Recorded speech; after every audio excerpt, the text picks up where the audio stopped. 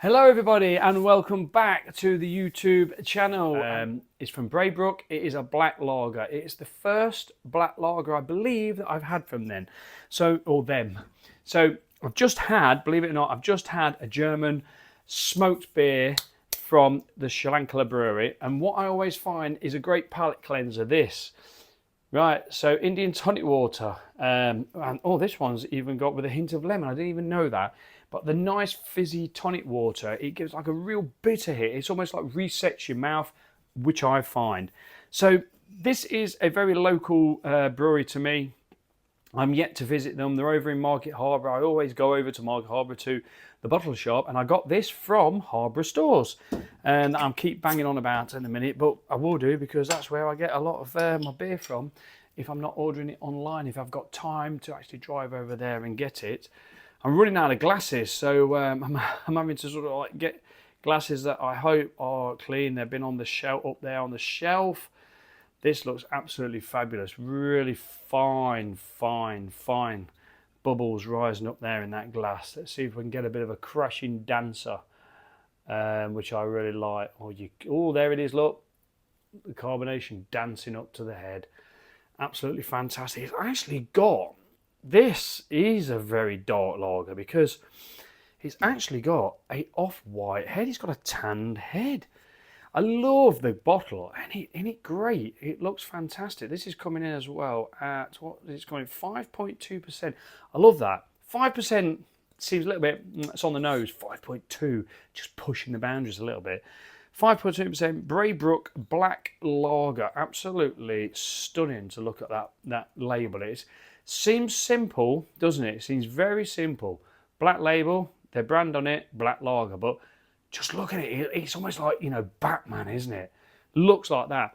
The beer, I've got to say, geez Louise, the beer looks fantastic. I'm actually going to get my torch on my other phone. When I say my other phone, it's my old phone that I use. I don't even know how to get the blooming torch out these days.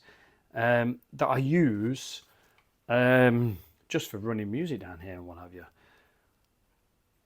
Goodness gracious me, look at, oh look, oh, it's got a lovely, almost Guinness-like, look at that beauty. Almost Guinness-like red tinge there. It's like a Guinness, isn't it? Look at that. Now, the reason I'm doing this, I've seen a few people do it. I've never done it really myself before. But yeah, it's definitely black as that is. That is a black lager. That really is. Right.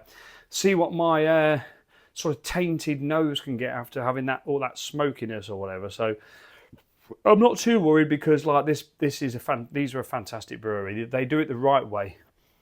Oh, that's really lovely. Oh, that's got some very lovely straight away dark roasty. Oh my God. That smells rich. That does smell rich. That does. And I'm not surprised with that off-white head, that real tanned head. This looks absolutely fantastic. It's like the conditioning of it looks alive. You know, I always say whenever I get a beer that's poured in, it almost looks like the head's popping. You know, it's almost like it's still active. Right, let's get straight. It looks beautiful in this glass, I've got to say. Cheers, everybody.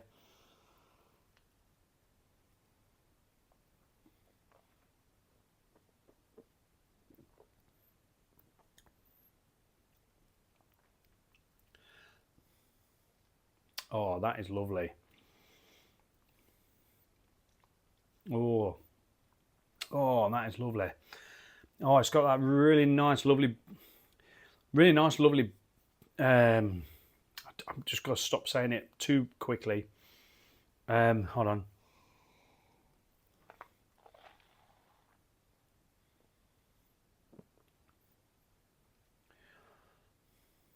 Oh, it literally puts the brakes on. Oh, it's got that really lovely lingering, yeah, that lingering sort of roasty taste right on the top of your palate at the back. Do you know, if that weren't a lager, if that didn't have all the freshness and the brightness of a lager, if that was more of a stout, I think you know, it's got that like, it's like got that Guinness back addition. You know how Guinness leaves that aftertaste, if you know what I mean, that not a lot of people, well, not a lot of people, thousands and millions of people like. There's a few people that don't get on with it. But this is leaving a similar sort of taste, but it's so fresh and crisp and lagery fresh, you know what I mean? And it's because they literally, they lager their beers properly. You know, they mature their beers properly. The thing is, what it is about lager, as far as I know, is it's not so much that like you make a lager and it's like you've got to let it lager for 5 or 6 weeks or whatever. It's simply because the lager yeast at the colder temperatures needs that long to do it needs that length of time to do its job. It's not like sort of like top fermented, you know, ale yeast or whatever that can be done in a few days. Lager yeast needs a long time to do its job. That's why you need to leave it for such a long time. I'm led to believe that. You know, that's just my little research that I've done, especially through the German lagers and things where they leave them down in the cellar for weeks and weeks and weeks. But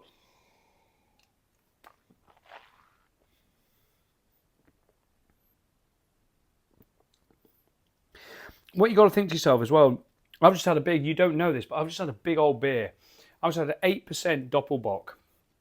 You'll see that on the channel. And then I've swabbed my mouth out with some tonic water. And then I've come down to this 5.2% black lager. This is packed full of flavour. Absolutely packed. It's not like I've drank that and then I'm drinking this thinking, oh, this ain't got there's nothing to give it. This is packed full of flavour. It's smooth. It's crisp. It's clean. It's fresh. But it's dark. It's dark and roasty. And it's sweet, but not sweet. It's got that same sort of like resinous-y type of oil extract out of, you know, the malts give sugars, don't they, or whatever. But when you start roasting malts, I almost expect them to give out a little bit of that oily, they get a bit sticky as they start to burn. The oils they come out. That's how I see it. And you know how you have nut oil, peanuts and nuts and things, they all have their own natural oil in there. Well, I think when you start roasting malts and roasting barley, I think there's a natural oil that comes out of most things like that, like we've all, like timbers as well.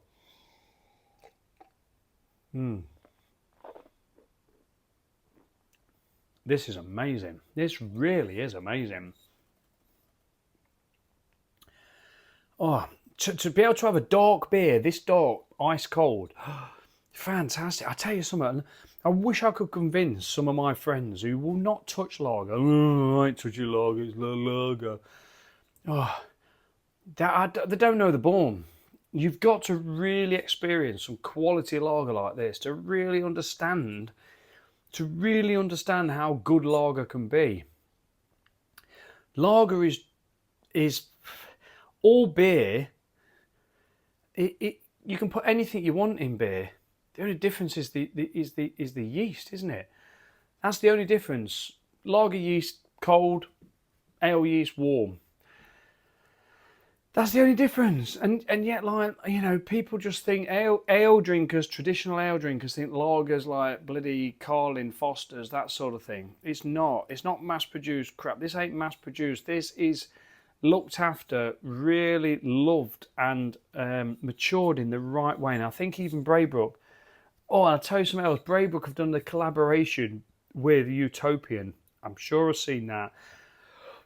I think it's a fest beer as well, and I looked for it, but Chanel never had it in. I don't know whether it's come out yet or whatever, but oh my God, I can only imagine how good that's going to be. So Braybrook Beer Co. is a brewery in the British countryside making high quality lagers to exact German principles. Not near on, exact, right? The world of dark lager is a very diverse one with flavours ranging from malty and sweet and to dry with roasted sharp edges. Our black lager is compendium. I mean, why do they use these big words? Compendium of all these styles we love. The rich creaminess of a Czech Tmavy, the roasted malt edge of a classic Schwarzbier, the underlining hop character of a Franconian Dunkel, It will remind you of a good stout, but the 5 weeks of lagering time also gives this beer the smoothness and drinkability you would expect from all the Braybrook lagers.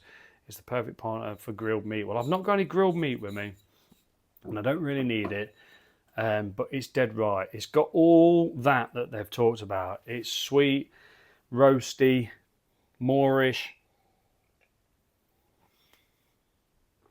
fresh. The sweetness that you get in here. I'll tell you something else as well. If you really want to pick up on the malts, there's certain ways. This is just a little Speno tip here. Certain ways of drinking beer, and I've learned this from Jane Payton. She says, if I'm right, because I've read the book a few times, this is what you do to get the taste of beer. Get it in your mouth.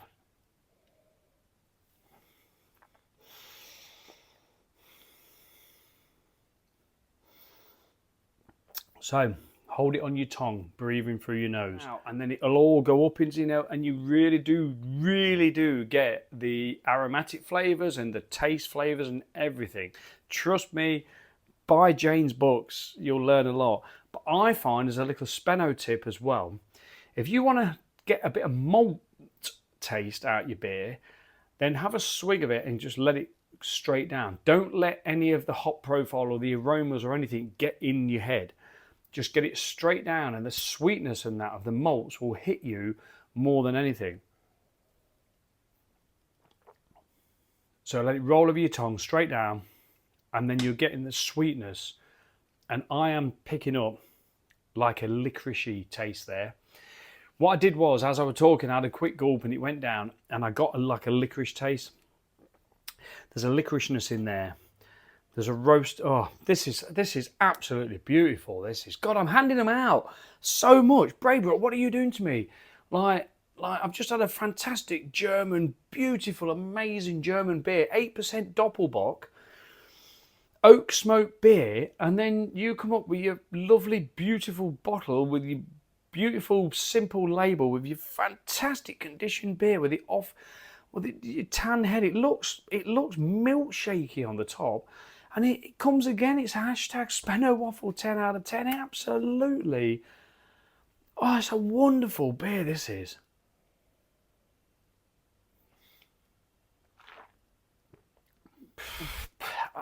Anyway, I mean, Speno, this has been less than 15 minutes. Cheers.